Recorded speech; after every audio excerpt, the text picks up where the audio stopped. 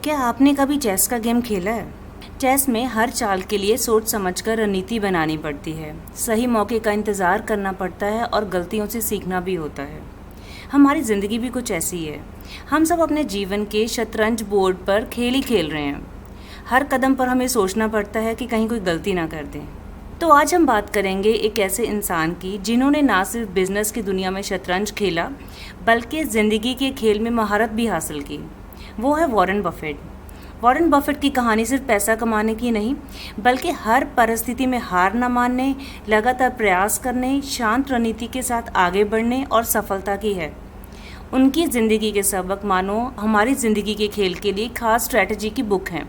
तो आइए आज जानते हैं कि कैसे वॉरेन बफेट ने बुरे से बुरे सर्कमस्टांसेस में भी नए डायमेंशंस ऑफ सक्सेस ढूंढे। वॉरेन बफेट का बचपन बहुत ही प्रॉब्लमेटिक था।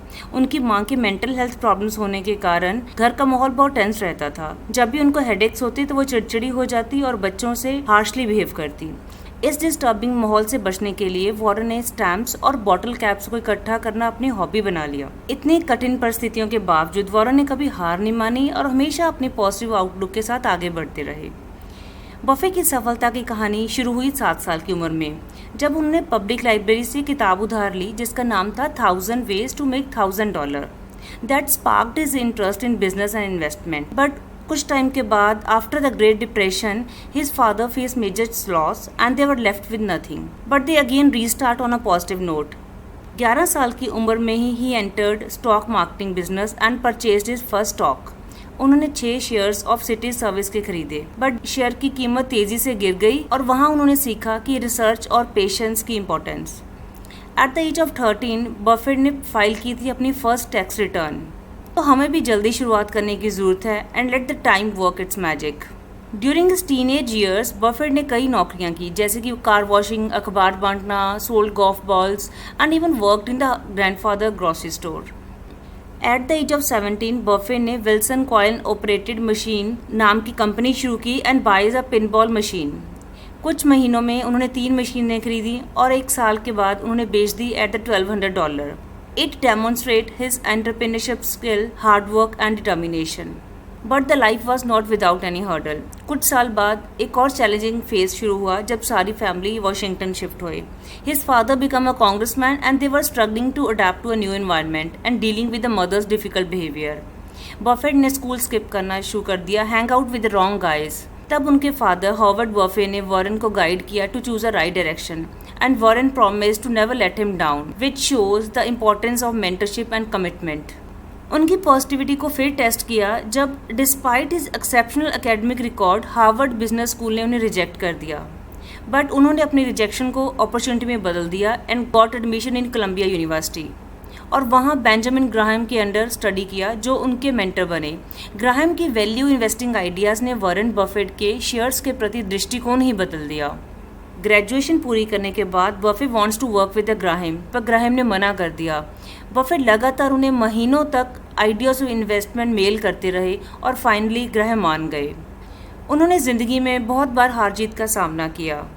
बफेट ने बहुत सारी फर्म्स में काम किया, इन्वेस्टमेंट में काफ़ी पैसा भी बर्बाद हुआ, लेकिन फिर भी वो डटे रहे और अपनी गलतियों से सीखते रहे। करियर की शुरुआत में बफेट ने स्टार्ट किया था investment partnership, but major setback तब लगा जब मार्केट क्रैश हो गया इन 1957। उनके कई निवेशों की कीमतें गिर गई and he loss significant portion of his client money. इसके बावजूद बफे ने नुकसान की जिम्मेदारी ली और वापस कर दिया remaining fund to the investors. Buffett की अप्रोच हमेशा यही थी कि learn from your failures and use them as a stepping stone for success.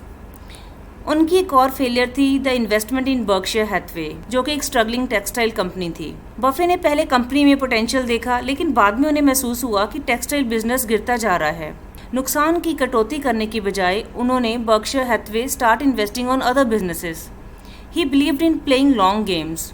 ये डिसीजन उनकी लाइफ का सबसे बड़ा टर्निंग पॉइंट था और बर्कशायर हैथवे एक डाइवर्सिफाइड होल्डिंग कंपनी और व्यापार जगत की एक मुख्य खिलाड़ी बन गई। Buffett story isn't about the money. वो एक रिनाउंड फिलॉन्थ्रोपिस्ट भी थे जो योग्य कार्यों के लिए अरबों डॉलर दान करते। वॉरेन बफेट की journey wasn't a rag to riches overnight fairy tale. It teaches us that success isn't a straight line. There will be bumps and detours. उनकी जर्नी एक परेशान बचपन से लेकर दुनिया के सबसे महान इन्वेस्टर बनने तक एक डिटर्मिनेशन, हार्डवर्क और पॉजिटिव अप्रोच की शक्ति का प्रमाण है।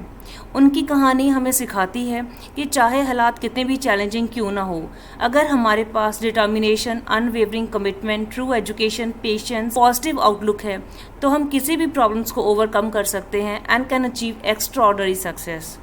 तो अगली बार जब आपको जीवन में कठिनाइयों का सामना करना पड़े तो मजबूत रहें, वॉरेन बफेट की यात्रा को याद करें और हमेशा आगे बढ़ते रहें। If you find this video inspiring, please make sure to like, share and subscribe. Always remember the key to greatness lies within you, just as it did for Warren Buffett. Stay positive, stay persistent and keep striving for your dreams. Thank you. See you in another video.